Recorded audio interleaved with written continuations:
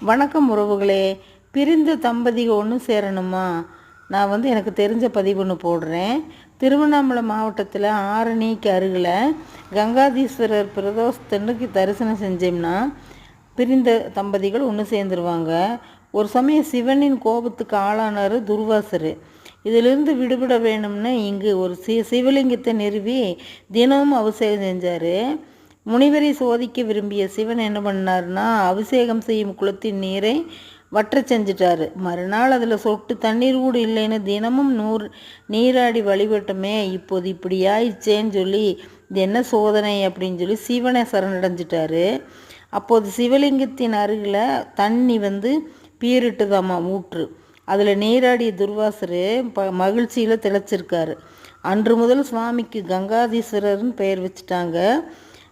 அங்குள்ள அம்மனுக்கு பங்கஜவள்ளிங்கிற திருநாமம் இருக்குது. இப்பகுதியை ஆட்சி செஞ்ச மன்னர்களால் இந்த கோயில் கட்டப்பட்டுச்சு. காலப்போக்கில் கோயில் சிதிலமடைஞ்சிருச்சு.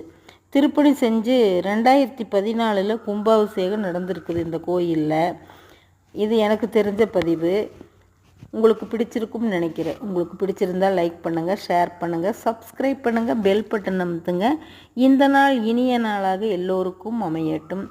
நமச்சிவாய வாழ்க, நாதன் தாழ் வாழ்க, இமை பொழுதும் என் நெஞ்சில் நீ